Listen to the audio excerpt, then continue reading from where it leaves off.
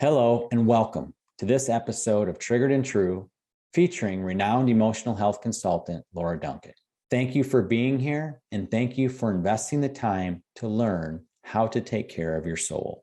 If this podcast sparks any questions, feel free to submit a question by going to triggeredandtrue.com, scrolling to the bottom of the page and clicking Ask. If you would like to learn more about Laura Duncan, we encourage you to follow Laura on Instagram and Facebook.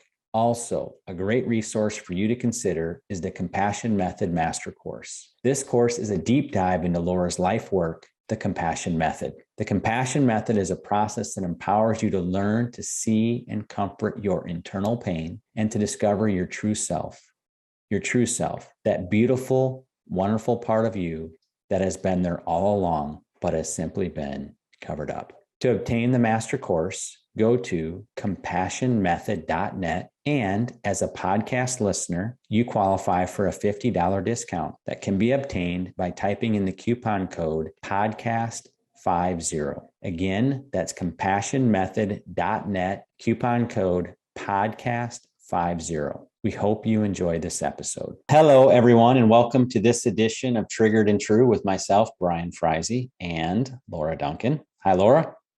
Hello. How are you doing today? I'm doing good, thanks. And we have an exciting podcast today because we're going to talk about something that is just kind of an area where I've been actually spending a lot of time just learning and trying to apply some of the things I've been learning about this topic to my business. And I could definitely see, as I've been learning more and more about it, the crossovers between emotional health and this topic. So today we're talking about social media and its impact on our emotional and mental health. And before we kind of dig into that, I want to talk a little bit about this concept of artificial intelligence, which is a big buzzword lately. So Laura, do you have a pretty good understanding of when people are talking about artificial intelligence, what tech they're talking about? No, I don't. That's why I'm excited for this podcast as well. I know what artificial intelligence is, but I don't have a great concept on it in the context you're saying. Well, I am by no means an expert. I'm very much a novice, but I'll give it the old college try here to explain. So when you think of artificial intelligence, when I started reading about this more and more over the last years and months, some of it is really weird. It goes a really weird direction where they almost create it like this mystical thing. But as I read about it, I'm like, there's really nothing that mystical about this. So all artificial intelligence does is mimics the intelligence of a human being. So if you think about a human being, think about how we learn, and maybe specifically for this subject that we're working on, think about how we learn in the context of getting to know someone. So, Laura, if you just meet somebody, how do you get to know them? Usually ask questions to get to know them. So yeah, I think questions is the best way. Yep, questions. And another really big one is you simply spend time. And would you generally say the more time you spend with someone, the more you get to know them? Yep.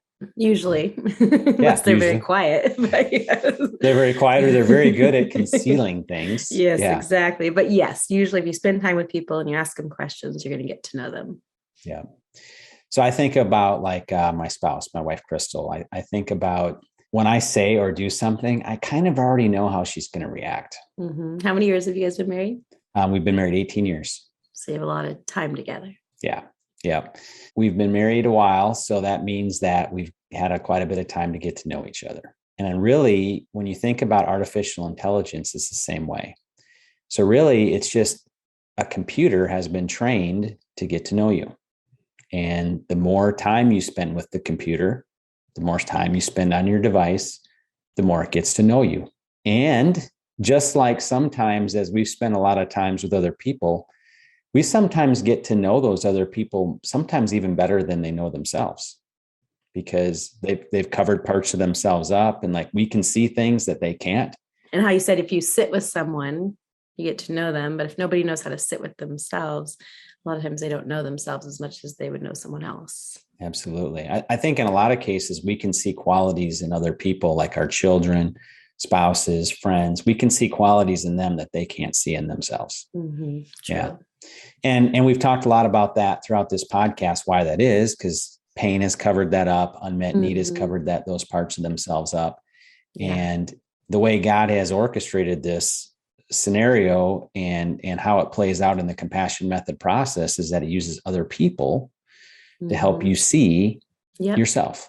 Yeah. You know, we even have the exercise where, you send out words to other people for them to be able to see you when you can't see yourself, certain characteristics that make up your true self. So when you think about artificial intelligence, then it's really as simple as that.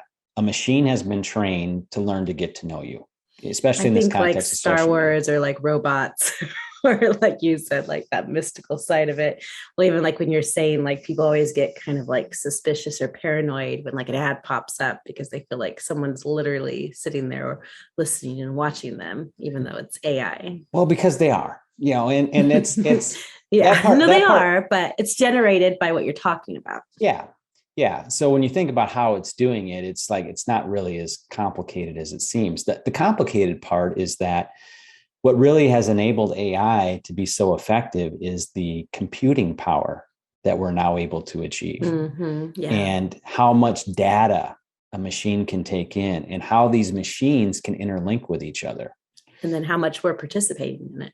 And how much we're participating. Absolutely. And when you think about the machines participating, I'm talking about how Google and Amazon share information.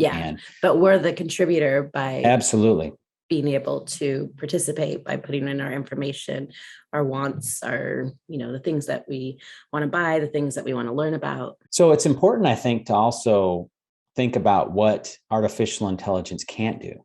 So this is the part where when I read some people's description of artificial intelligence, where it gets really weird to me, because to me, and I think this is pretty obvious, but it's not obvious to all the writers. Well, I think it's just because they have a lack of understanding of how uniquely special a human being is. So a machine will never have a soul, and it will not have a spirit. So when you think about the parts that make human beings truly unique and special, it's those qualities, those aspects of us that you're not going to be able to make in a machine. So a machine can have a body. So instead of having organs, it has internal circuitry. So it can have a body like we have a body, but the ability for a machine to actually feel and experience emotions is not there. So that's where the weirdness comes in. They're like, oh, this artificial intelligence will develop empathy and compassion. Well, it'll learn how to mimic those things. Exactly. But the machine's not actually going to be able to, at least I don't believe, but it's weird. People do believe that they will develop that. The movies that come to mind when you think artificial intelligence.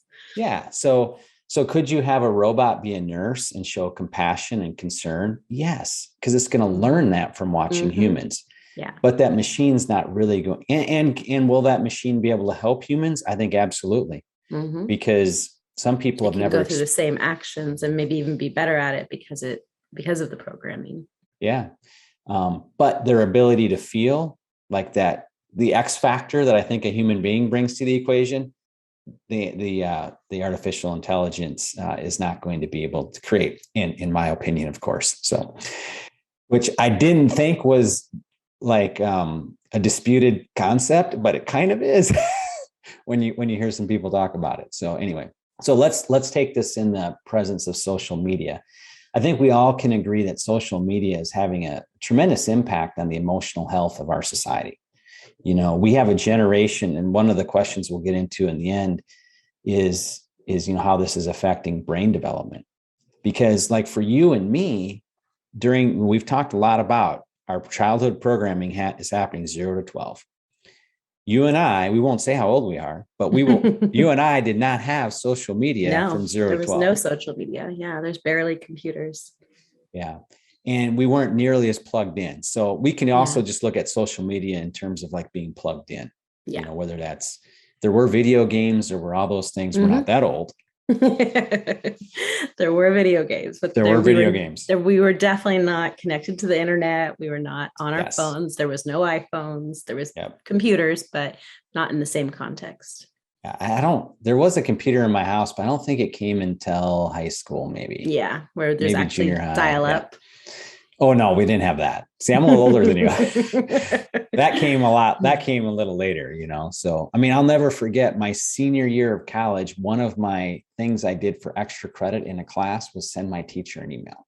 So, which you just dated yourself. But here's the thing. Here's how fast things have changed. That really wasn't all that long ago. It was not that long ago. And now our kids, my kids, your kids have been raised on the internet, on their phones in a way that has never been done before. So if you think about, and since we're talking primarily about social media, I'll try to kind of stick to that. So if you think about social media and how the artificial intelligence works, it gets to know you, it gets to know your patterns, it gets to know your likes, dislikes, all that type of stuff. And really, none of this was invented with sinister motives, as I believe. Yeah, I believe everything can be used in that context, but I think they were trying to advance, our knowledge through it. Well, yes and no. I mean, I think a lot of it was just started. The lowest hanging fruit for artificial intelligence was retail. So it's like, how do we advertise to you? Yeah, money. That's the lowest hanging fruit when you think about it, because an autonomous car is a form of artificial intelligence. An autonomous car cannot make any mistakes. It can't screw up at an intersection. You know what I'm saying? Why I say that retail was some of the lowest hanging fruit is because if it sends you the wrong advertisement, big deal. It's just, it doesn't get enough clicks. It learns quickly that was a mistake, and it can learn so much through low stakes, and it can learn so much more through trial and error. So much of the artificial intelligence, social media, it's just designing to get to know what you like. And really the whole thing is just to keep you on the platform longer so it can put more billboards in front of you, and targeted billboards. If you think about advertising, how ineffective, a billboard is just along a roadway by comparison to, no, let's really find out what this person likes and just show them those billboards, and so from an advertising standpoint, it's been genius. It's helped companies market, and that's not all bad because it helps us find products we want and need too, so it's not at all a bad thing by any stretch. But what started off as kind of a innocent thing of simply to help us, advertise, keep you on the platform longer, has had a real unintended consequence that's made it the sinister aspect. So by consistently sharing things that keep us on the platform longer, we tend to lose the ability for moderation. So the platform ends up bringing everybody to more and more extremes. And the same platform is taking people to polar opposite extremes.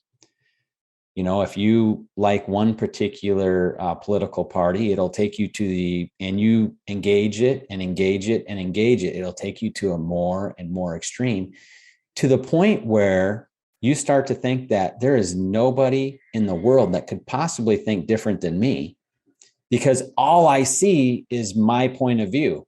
That counterpoint of view just isn't presented, because moderation doesn't keep you on the platform. The extremes keep you on the platform. The more time you spend, the better it gets to know you, and the more the data that it collects, just the better it is to keep you engaged. One documentary that I would recommend is something called The Social Dilemma. It's a documentary. I think it's on Netflix. Oh yeah, I've heard of that. I haven't watched it, but I did hear about that. Yeah. So it just kind of Did I hear about that because of AI, or did I hear about it because it's something good to watch? Well, I think it's good to watch. I think it's good to watch, and we'll talk about it in a little bit around the social dilemma. A bunch of the people that were interviewed were people that were former in the tech industry, worked at Facebook, Netflix, and a lot of these different companies. I guess primarily more they were doing social media ones. So it was Facebook and Twitter and, TikTok and some of those other ones that are more popular. And a bunch of them left the industry because it freaked them out, because they recognized that what they started, like one of the people on there were the people that invented the like button. So they're like, hey, we thought we invented this thing to help people connect. But then it kind of became this, talk about a really easy way to get to know what people were thinking. You're doing a constant survey, and people are willingly liking these things and, giving them all this information about themselves. So they got several of them got really fearful, and they're like, we don't even let our kids touch social media, and I'm like, well, that's fear driving them. And that's an opportunity, because we're going to talk about that in a little bit. There's an opportunity in that where that fear is driving you. So, and Social Dilemma really also talks a lot of the unintended consequences that came, like I said, with the like button. One of them is that we are no longer all seeing the same news or version of the truth. Creating those filters.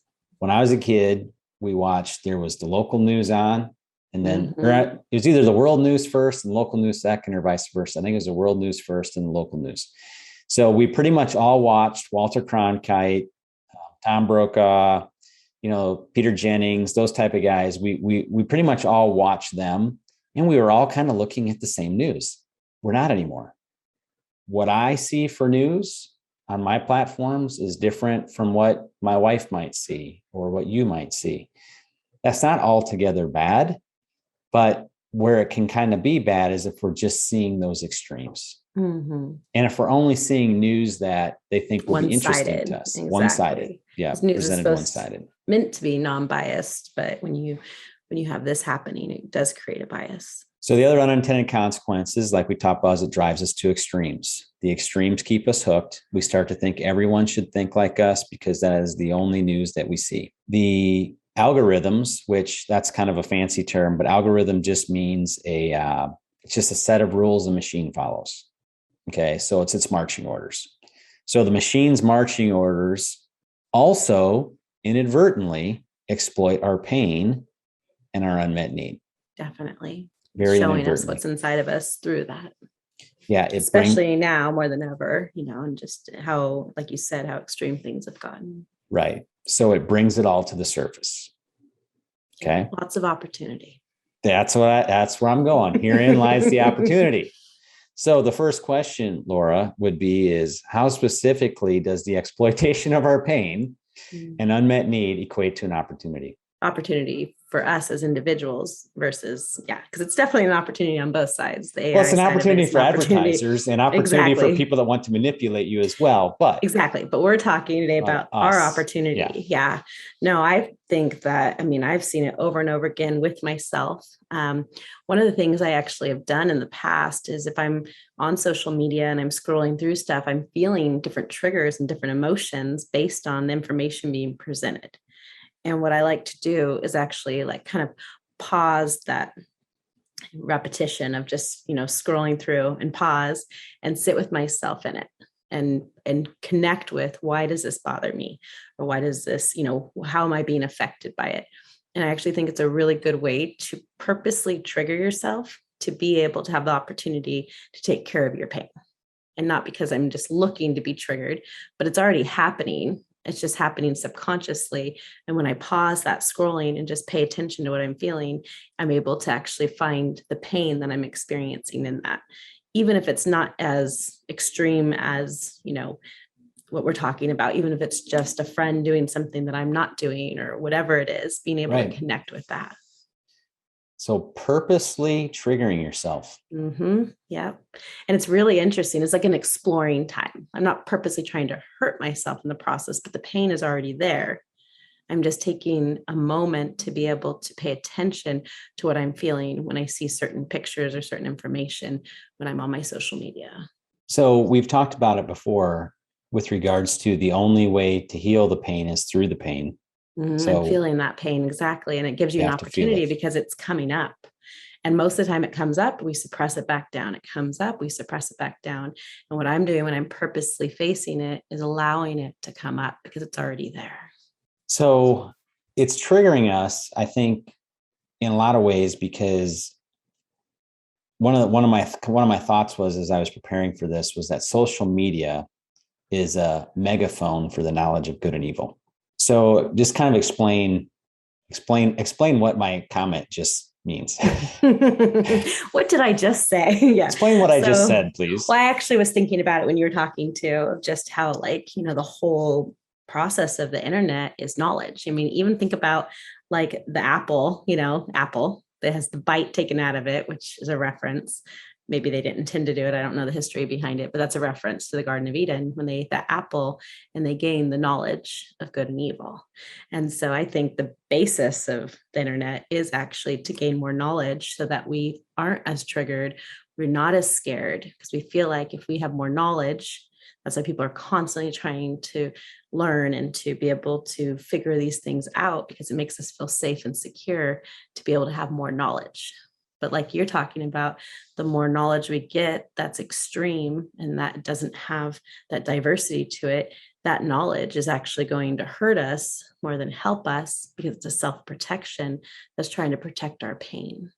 But definitely social media is connected to the knowledge of good and evil for sure. Well, yeah, you kind of went a little different direction than I was even thinking. So I'm gonna keep going with that for a second. Yeah, go for it. So would another way of saying is that people are seeking knowledge as a form of comfort? Definitely comfort, protection. And I feel like it makes them feel safer if they have knowledge, especially when things are become more confusing, more polarized. I think we need more comfort. There's a lot of scared people that are trying to find comfort by finding more knowledge. And that works to an extent. It does to a certain extent, except for because if you're not taking care of your pain, it's feeding your fear. It's feeding your pain. It gives you a false form of it because it makes us feel safer for the moment to have more knowledge. But with more knowledge comes more of a connection to our pain if we're able to be aware of what we're feeling. Because we can never get enough. Never. And I mean, it's insatiable. I mean, look at the internet. It is insatiable. You can spend, anyone listening to this, I bet spends hours on the internet, whatever capacity, whether that's social media, whether that's educating themselves, whether that's recipes, whether that's sports, whatever it is, people are spending hours and hours on the internet. I can't remember any of the stats off the top of my head, but the amount of as fast as knowledge is increasing now, in the internet age, very shortly into the internet age, we had already exceeded how much knowledge had ever been written. Mm-hmm. And like every so many months or years, it's like doubling and doubling and doubling. And there's a lot of rabbit holes. And it's similar, but where I was kind of going with it as the megaphone of the knowledge of good and evil, a lot of times, like for instance, by all measurements, we live in the safest, most prosperous, healthiest, all in all, best time ever in the history of man since the fall, if you believe in that, to be a human being by every measurement: starvation percentages, life expectancy, quality of life, the creature comforts we enjoy.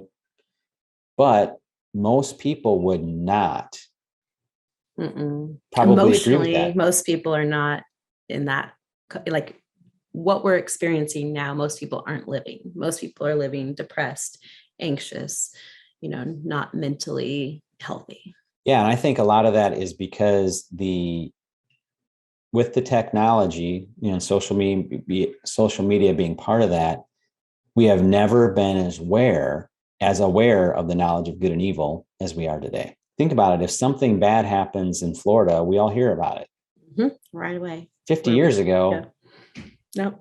Unless we knew somebody there or were visiting, we never would even know. Ignorance was so bliss. Especially being raised, I think both of us were raised in the country where, you didn't have all of that being inundated. So now we're hearing all about it. And I don't think we're wired to be able to experience or hear that many bad things happening and that much pain happening. So we talked about how social media can help us from the standpoint of it can bring our triggers to the surface and have us that opportunity. But how can it also be a form of medication? Medication is you're getting a false form of connection and being with. I think that's one of the biggest things with social media. You get to see pictures of family members and friends, and you get to feel like you're connected to them without actually having the connection. And so your brain says, oh, I feel really connected to this person, but you actually never had an exchange. We've talked about compassion in the past having a substance to it, that when we extend compassion towards ourselves or others, or someone extends compassion towards us, there's an exchange and a substance of love and nurture and compassion being exchanged. Well, just like you said, that AI doesn't have emotions connected to it. Social media really doesn't. I mean, we can present in a picture form or in a written form some type of emotion for us to connect to, but we're not actually having an exchange with that person. So it creates a false form of intimacy where people probably think they really know people, even people they don't even know at all. You follow even like, a movie star or a musician or someone like that. You think you know them, but you don't. Mm-hmm. Well, and as you were sharing, about knowledge, I just really recognized how I medicate with knowledge. Mm-hmm. Makes you feel safe. Yeah, And the more I know, the more I feel comforted, because something bad's not going to happen. We always have that impending feeling that the shoe's going to drop, that something bad's going to happen. And if I educate myself and I learn more, I can protect myself from it. Or okay. I believe I can protect myself from it, but it's a false form because you're not really getting protected or comforted. Well, I'm going to put myself out there a little bit, and we're going to do an example. So sounds good. Yeah. Sounds good to you. I don't know if it sounds good to me yet. Yeah. You're like, do I want to do this? I still have time to hit pause on the recording. But anyway. Yeah, exactly. So a personal example for me, and something that really triggers me in the area of social media, where I go to for a lot of my knowledge about it, is the COVID vaccine. Okay. So I have some logical feelings about that. And I believe in my heart that I have logical reasons for my desire to want to avoid that. Okay. In your adult brain, and your my logical adult brain. Right. But I wholly know that inside there's a lot of irrationality around this. Okay. So I know I'm triggered because I have like this rational thing, but yet what's happening inside of me is not peace. There's not peace about it. There's a lot of irrational thoughts, and it'd be easy for me to go to some of those weird extremes that people have around that. Mm-hmm. And very common. It makes sense. And it really stinks because it prevents you from having that moderate ground where, hey, I can concede on that. I can see that, but can you see this? But instead everybody's, over here. And the other thing I recognize that I'm doing is that the knowledge is no longer comforting me. It's actually making me mad. So that's the more I read about it that supports my viewpoint, actually the angrier I'm getting. Okay. So there's my opportunity. So let's do the remote control exercise, shall we? Yeah, let's definitely do it. And I think it's such a brave and valuable thing that you're going to walk through it, because it'd be very easy just to say, I'm right about this, and this is how I think, and just ignore that anger, ignore those emotions that are coming up, because we can feel like we have a valid, logical reason for why we're feeling it. Well, if there's anything I've learned from my time learning from you, is that I don't want to ignore those big feelings. Mm-hmm. Yeah. I want to hit them head on. And sometimes I don't even know they're there. You know how it is, you're triggered and you don't know. Definitely. Yeah. But my awareness of triggers is growing dramatically. Yeah. So this is one I don't want to run away from. So we're going to pause the COVID vaccine. Okay. Because it's not really about the COVID vaccine. It's nothing to do with the COVID vaccine, even just though a little bit everything inside of you says it has to do with the vaccination. No, I'm not saying everything. See, I know better than that. Yeah. You won't let me get away with that but one. You definitely want to percentage it. I like percentaging just it a little bit. Yeah, just a little bit. Okay. All right. So, but we'll even take that little bit and we'll set it aside because it doesn't matter. 100% eyes on you. All right. Take our eyes off the vaccination. We put our eyes on you. We can face what you're really feeling. That has nothing to do with the vaccination. Okay. So when you hear COVID vaccination, what are some emotions that come up? Angry, frantic, just a general, just a kind of a general feeling of not at peace. Yeah. unsettled. Mhm. So as you were funneling down, you were getting softer and softer. You started with that anger, and you were getting softer and softer, just connecting with that unsettled feeling. And is that unsettled feeling more sad, more scared, or lonely?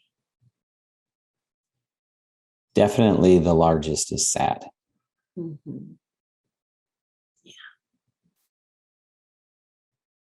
Just sit with that sadness for a minute. We're so comfortable with those reaction emotions that it takes some time to sit with those softer emotions that we haven't given space to. They're vulnerable, they feel weak, but they're important to feel. Yeah, I definitely feel sad because I feel like I'm not heard. Mhm. Yeah, that's another reason why people want knowledge, because it feels like the more knowledge I have, the more agreement I have, which feels like we're being heard and connected to because we're all on the same page about what we believe or think. Yeah, and it's past the point of that working, because if I hear someone that agrees with my line of thinking or whatever, like I said, it just makes me madder because I'm like, it doesn't work. Because I still feel alone in it and I feel unheard. Yeah. So connect to that feeling of feeling alone in it and not heard in your sadness. What do you need when you feel alone and not heard? What are you really looking for? I feel like I'm looking for wanting to be known. You know, and I think seen's right there with the heard. It's like heard and seen going together. Yeah. Well, and what comes to mind also is I think back through and in a future podcast when I share more of my story, what comes back is it comes back to childhood, how there was a particular thing that I struggled with that I completely felt that no one would ever understand. And I felt that no one did or ever was capable. Like there was nobody on the earth capable of getting it. Yeah. Feels similar, doesn't it? Mm-hmm. That's why you don't feel comfort even when people agree with you, because it still feels like you're all alone in it, even if people have similar belief that you have, Mm-hmm. because nobody gets your exact flavor, exactly what you're feeling. And that makes us feel alone. Mm-hmm. That's why it's so important to do what you're doing right now and feeling that sadness and that loneliness, because the more we can be able to feel it, gives opportunity for those that we care about and care about us to be able to be with us in it. Otherwise, you are always feeling that alone feeling because nobody sees and nobody hears you. Or that's what it feels like. Mm-hmm. It's you against the world. Mm-hmm. So we want to bring compassion to that. Ultimately, that part of your brain, that little boy that feels like nobody understands and you're all alone in it, because your brain is going back to that place when you hear of the COVID vaccination. It goes back to that same event. Mm-hmm. What did you need at that time to help your coding feel seen and heard so that you can feel seen and heard now? Yeah, I needed someone. Well, ultimately, the desire would have been that it'd be your parents, but as part of my story, that's they gave me many, many, many wonderful things, but they weren't able to, connect with me in that way because they didn't have it to give. So yeah, just really, really wanting to be seen. Yeah, really wanting to be seen. So connect to a real time with a real person that you felt that feeling of being seen, felt that feeling of not alone. Yeah, one comes to mind pretty quickly was my high school English teacher. She she picked up on some stuff I was struggling with in high school, just kind of like through seeing it. I didn't go talk to her about it. She picked up on it and then just pulled me aside 2 different times while I was in high school and talked to me about it. And it is like she got something. She didn't get all of it, but she got enough that I felt really known by her, really seen by her. Like, and one time I remember she just pulled me right out of a crowd and kind of spoke like identity to me, like, this isn't who you are type thing. And in a very loving way, because she could see that I was doing something that was really out of character for me. So, yeah. And that really helps us feel seen, because she wasn't shaming you, but she's saying, I see who you really are. And this isn't who you really are. That is a really good point that I've never thought about, how she broached a very delicate thing where I was actually even doing something dangerous. And she just took it in stride, and there was no shame at all. None. Probably because she'd been a teacher for 30 years and she'd been there, done that, seen that. But either way, I definitely didn't feel it. I didn't feel shame. Mm-hmm. The other thing that's interesting as we go through this is that I felt that sadness was the biggest component of it, but I really think it's lonely. I think so too. And I've never grasped that until just now, because sometimes I wonder why it's hard for me to connect with and have like close friends and different things like that. And it has been a long time, like my whole life. I kind of remember like just struggling with that, having lots of acquaintances, but not lots of, deep friendships.